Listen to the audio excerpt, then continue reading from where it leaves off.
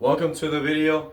This is 6 things that clients and business partners alike tell me they wish they had known when they were my age, when they were in their 20s. Oh, by the way, give me some grace. I drew all of this backwards. So for me, this is all backwards. I'm in selfie mode. I'm recording in selfie mode right now, so I had to draw that all backwards so that it looks right on the camera. I don't know how to prove it to you. I mean, I guess you could look at the watch. Maybe the watch will help you see. Maybe Yellowstone, if you see on the map over here, Yellowstone National Park, the letters are backwards. That's right side. I could throw up a mirror. I don't know how to prove it to you guys. But anyways, well, that all aside, this is 6 things that my clients and business partners tell me they wish they had known when they were in their 20s. Number 1, just learning about money. Just learning it. We live in a world surrounded by money. It's a necessity. We need to live, to drive, to eat, to drink.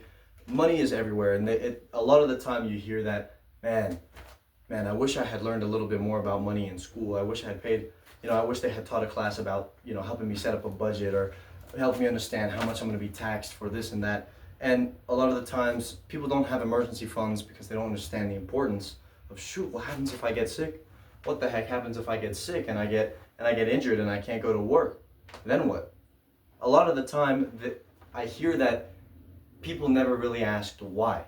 They wish they had asked the question why a couple more times. Oh, why do I need a budget? Also for this, why do I need an emergency fund? So that if I get injured or I can't go to work and make money, then I can have some sort of money to carry me by. Why do I need that? So that somebody doesn't have to take care of me. A lot of the times a simple why question. But back to the point of, just learning about money, just learning about taxes, how they work, learning about the markets, learning about the banks, learning about what is investing. A lot of people, some people my age, it's actually kind of a trend right now where I'm seeing that a lot of people are, oh shoot, yeah, I heard about this and I downloaded this app to help me invest on the market. That's great. That's great. When we're young, it behooves us to actually begin to learn about these concepts because they're not going away. They'll stay with us the rest of our lives. And so when people are telling me, man, I wish I had really known and paid attention to these things because they're starting to catch up. They're starting to compound. There's some compound interest there that, they're starting to catch up. So that is just the first thing. Number 2, that traditional IRAs and 401ks are taxed. And here's the thing. A lot of my clients that I speak with are not surprised that they're taxed. They're just surprised in the way that they're taxed. Does that make sense? So let me give you an example. So say you were to go into a business deal with a business partner, okay?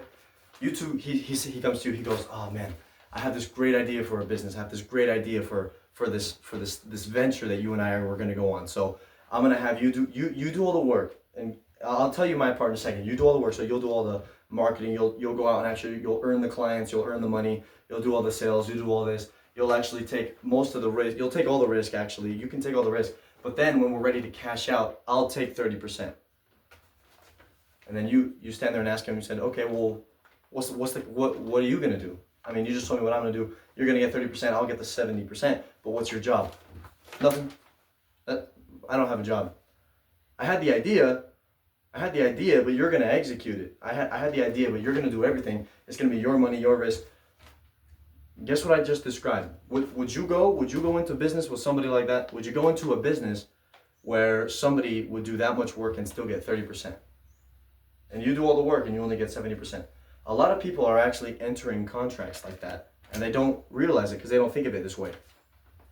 Any sort of IRA or 401k, types of traditional retirement vehicles, like I just described one, they're actually partnerships between you and the government.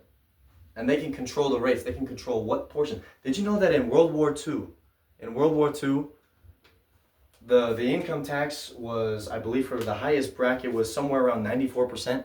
You can please correct me if I'm wrong, but that is a figure that I saw and it blew my mind. 94% is what the government would take. Of course, that was during a war, that was during the World War II, and we had to defend our country and we had to do all these things for our country, we had to make some sacrifices, but in this scenario, and you're in this partnership, you don't have the control. Somebody else will actually tell you how much you get and how much Uncle Sam gets. So let's say you have a 401k. You have a 401k and you've worked your whole life. You've been in one company, you've been contributing, you've been putting money in, and you're ready to retire. Great. I have $1 million in my 401k. I'm ready to relax, kick my feet up on the beach. Did you know the whole time that your silent investor was investing in that 401k or that IRA with you, with that retirement vehicle? Yeah, It was the IRS. They were investing with you.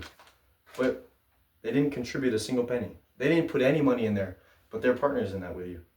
So they'll come along and they'll say, okay, you're ready to retire? Great, we're happy for you, congratulations. I'll take my 30% right now. 30%? What the heck? What on earth? You just stand there like this, what? 30%, where did that come from?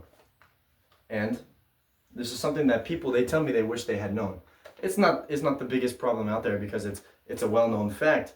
But when people get into this and then they see the results of it later on, they're surprised and go, what, 30%? I'm only gonna get 700,000 from my million that I saved? And that's best case scenario. Best case scenario. Let's say you're wanting to retire back in 2008. Yes, I've been working my whole life, I'm ready to retire. Boom, the market loses 40%, just about 40%. Oh shoot, now you go from $1 million to $600,000. And then the IRS comes in and says, oh shoot, I feel so bad. I feel so bad. You worked your whole life to get $1 million and the market crashes 40%. I'll take my 30% right now, but man, I'm super sorry. I'm sorry. There's nothing we can do about it, but I hope you enjoy your whatever. What is 30? I'm not even gonna try to do the math and embarrass myself right here, but oh my gosh, that's something that people don't often think about right away. And that's not even considering if you want to access your money before the age of 59 and a half, before the age of 60. Because on top of that, there's a 10% penalty if you want to grab that money. So, and then on top of it, you could be taxed potentially even more later on in retirement. You could actually, a lot of people, they may find themselves in a higher tax bracket. Well, why is that? Why am I being taxed more even though I'm actually retired? Well, it's because your whole life you were paying off your house. You were paying off your house and you had your little kids running around, and they were deductions off your taxes. They were dependents on you and you could deduct them from your taxes, but now they're all gone. And even if they move back in, they're no longer able to be taken off your taxes. And then on top of that, Social Security can be taxed in some scenarios. There's a bunch of different things that unfortunately people aren't prepared for and they don't think of these things. So that's just with the traditional retirement accounts. Now, number 3 of things that people, number 3 would be estate planning. Well, what's an estate plan? Well, if you don't know what an estate plan is essentially just what happens to your property after you pass away. People, a lot of the time you'll ask somebody, oh, what do you have planned for your estate? Oh, I actually, through my company that I work for, they'll provide me the ability to have a will. They'll give me the ability to write out my will and I can put all my assets on it. But what a lot of the time people don't understand about a will is it's contestable. Contestable? Well, when somebody passes away and all they have is a will to write out and to dictate where all of their property is going to who, where, this and that, they don't understand that it has to go through a process which is known as probate. Probate, what's probate? Basically, your will go through the court, and then the court will actually have to look at it, and it becomes a public record, and all these different things. A lot of the time you see a lot of nasty problems arise because family members, they'll fight over it because it's a little bit contestable. It's not robust. It's flimsy. It's not robust. Something I like to say is that a trust is robust, and a will, I'll have to think of a rhyme for will. A will is, I'll think of one later, but a trust is robust. And why do I say a trust is robust? A trust basically gets to skip all of probate. Probate is a cost with fees. People can contest it. People and families often, not oftentimes, but unfortunately, sometimes families will fight over property and they'll start to turn people nasty and people against each other. It's not a pretty sight. Oh, grandma wanted me to have that plate. No, I wanted that plate. She told me I could have it. There's just problems that are unnecessary and they can be avoided with what is known as a trust. And this trusts are robust. Trusts are robust. A trust is basically, it's a document that is an entity in of itself that can, inside of this entity, you can put your business, your assets, all of your possessions can be inside of this. You can put life insurance and let life insurance work with your trust, and that's how then you start to build what's called generational wealth and legacy and leaving a legacy, right? So I can go into that a little bit later, but basically after this generational wealth, you can use a trust to do just that, to leave generational wealth for generations and generations to come if it's structured correctly. This is what we call the waterfall effect. You have a trust, that is structured right to then allow a little bit of wealth and then a little bit of wealth to the next generation, and not just give it all into the hands of people who may be irresponsible with it. You can dictate exactly what you want done. And it's this type of legacy planning, this type of wealth generation for the family and wealth and legacy leaving that gets people's portraits hung up on the wall. Do you have anybody in your family who, there's a portrait of them on the wall because they did something great for the family, they did something great, they're an amazing figure in your family's history? I want to get left on the wall. I want my portrait on the wall. It's going to be me in this jacket. I'm gonna be looking. I'll be remembered forever, because when we do things like this with our trusts, we can then change the course of our family's lives down the line in the future. So, and the next thing, number four is the value of life insurance. Now, life insurance, not this again. Okay, well, I won't go into it right now. This is not a life insurance video. But when I'm speaking with a lot of clients, when I'm talking to a lot of clients, and they start to just sit there and think, and they're listening to what I'm having to share with them, and I'm sharing some stories, I'm sharing some ideas, they go, oh my gosh, I wish I had known it. Why didn't I know about this a little bit sooner? Why didn't I know? What? Because the thing about life insurance is there are a lot of benefits to it, but then at the same time, you have to qualify for it. So let's say, I'm trying to think of a good example. So when somebody is older, life insurance is that's it. It's life insurance, okay? Life insurance is life insurance. You have to qualify for it. It's still insurance, right? If you have a young kid who's driving a car and he has a sports car, he's 16 years old, he just bought a sports car, his car insurance is going to be really high because he's a big risk. It's the same thing with life insurance. There are such great benefits to having life insurance today, but there are certain requirements. You have to qualify for it. If you're elder, if you're a little bit more overweight, if you have a couple of health problems, you're not going to be able to qualify for life insurance. So it behooves us to learn about it while we're young and while we can still benefit from it. There are a lot of unfortunate stories where people they wish they had known about it sooner, but now they can no longer qualify. They can no longer do this. So there are tons of living benefits from life insurance. Tons of living benefits. It's life insurance. There's a great analogy that I love. I heard it actually earlier today from Doug Andrew. I encourage you to go look at Doug Andrew, Dougandrew, Doug Andrew. He's an amazing YouTuber. He's not a YouTuber, but he does have his own YouTube channel with information. But I take this little analogy from. So he asked people this question. He says, okay, he'll stand in front of an audience. He'll ask, What do you use baking soda for? What do you use baking? And then the ladies, they'll raise their hand. Oh, I'll clean out the bathtub with it. You can let the bathtub soak. Okay, yeah, bathtub soak the bathtub. That's pretty good. Anyone else? Oh yeah. What do you got to say? Oh, you can put it in the fridge and it'll take the smell out of the fridge. Great. It'll take the smell out of the fridge. That's great. And then maybe the guys, they'll raise their hand. Oh, okay. What you got to say? Oh, well, I put it and I use it to clean the battery terminals on my car. I'll clean the bed. Okay, good. It's good for cleaning. That's great. Anyone else? Anyone else think of the obvious? It's good for baking. It's in the name, baking soda. And then people go, oh yeah, you're right. Yeah, I kind of forgot about that. And that's exactly the approach that people wish they had on life insurance. It's in the name, life. You don't need to benefit from life insurance when you die. You can benefit from life insurance while you're alive. Life insurance. So, and oh my goodness, when you start to get into the nitty-gritty and the details of how you can use life insurance with a trust in the point number 3, estate planning and using a trust. When you use steps 4, 3, and 4, using a trust and using life insurance, oh my goodness, the possibilities are pretty much endless there. But number 5 is, a lot of people tell me that they wish they had learned a little bit sooner about the value of compound interest. Now there's simple interest and there's compound interest. Yeah, we learned about this stuff in school. It's kind of boring, this and that. But when you start to understand it, there's a quote, I don't know if it's by Einstein. I was researching it earlier. I don't know if it's by Einstein. Google didn't even know if it's by Einstein or not. If it is by Einstein, let me know. If you guys know who it's by, let me know.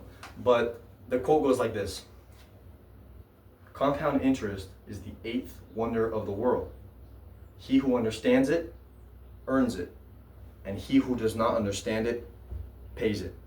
And what this is talking about is simply, and if you don't understand compound interest, you need to go look that up, because all of these tips that I'm giving, all of these little things that I'm telling you that people had wished they knew when they were in their 20s.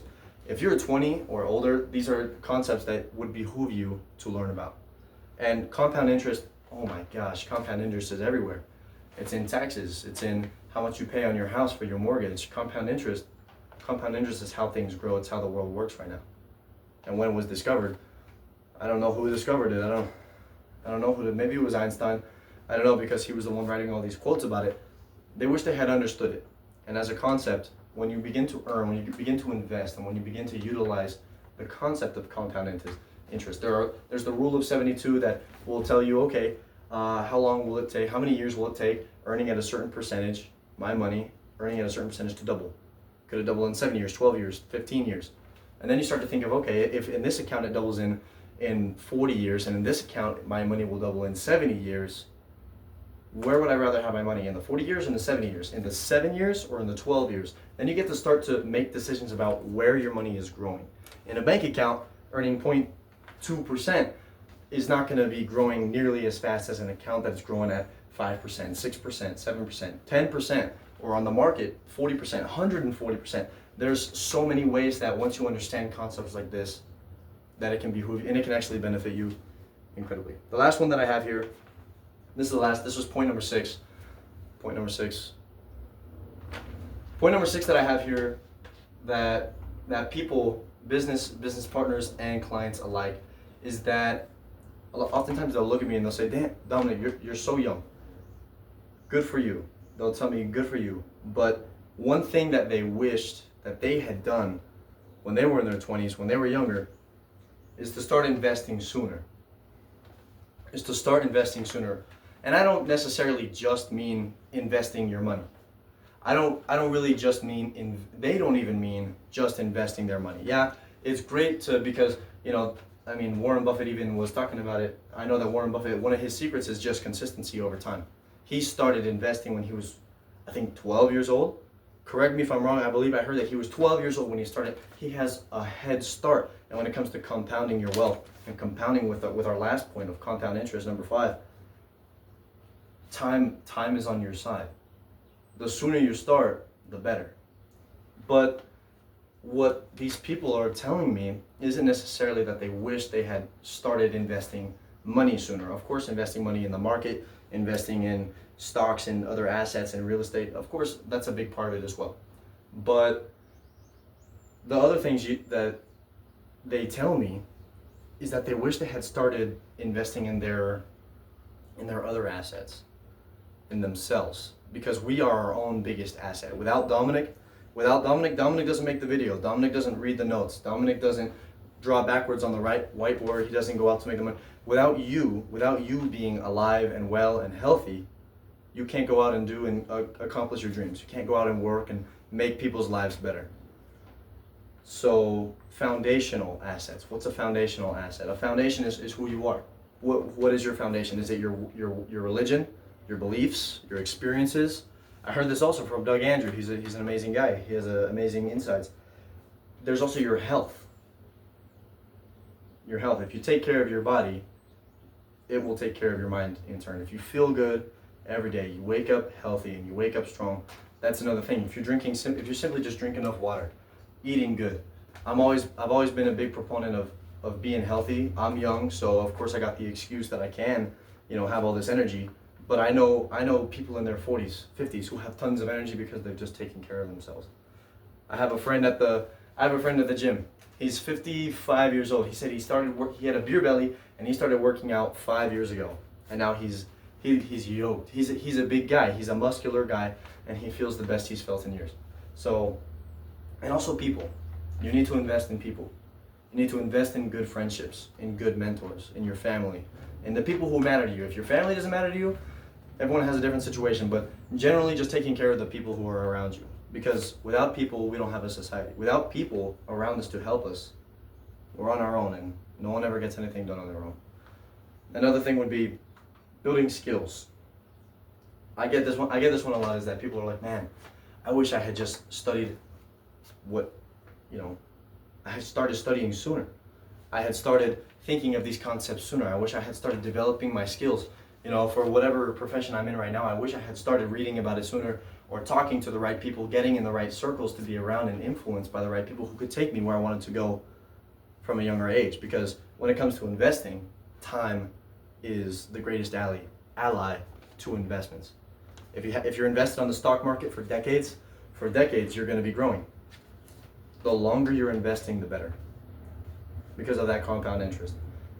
And then another one would be investing in your business partners, investing in the people who are going to be training you and influencing you. If you're in the gym, let's say, I love to use the gym as a metaphor. The gym is an amazing metaphor for life. But say you're in the gym and you're lifting, you're going to have a much greater workout if your buddy is right there next to you, encouraging you the whole time. Or you guys are seeing who can do the most reps. Or you're doing buddy bicep curls and you hand him the bar and he does some, he hands it to you. You guys are always steel sharpens steel, iron sharpens iron. And it's not a comfortable act. It's friction, it's hot, it's messy. But it's an investment. And it pushes you to do better. So getting around the right people, taking care of yourself, and investing in skills that are gonna benefit you for the rest of your life. Skills like communication, skills like sales, skills like taking care of your finances, just knowledge, spiritual, taking care of your body. The sooner that you start to actually begin to take care of these things and learn these things, you'll see how interconnected everything really is. And I don't want to get super philosophical on this episode. So this was just 6 things that people, business partners and clients alike, I've heard these notes, these 6 things a couple times, so I figured I would let everybody know. And that's all for the video. Stay tuned for the next one. I hope you found some value in this. If you did, I'm glad. Share it around, and we're gonna be growing this. And potentially next time I'll have 8 points. I don't know, and maybe next time I'll have more markers to draw more. I don't know, but we'll see. Anyways, take it easy, and I'll see you in the next one.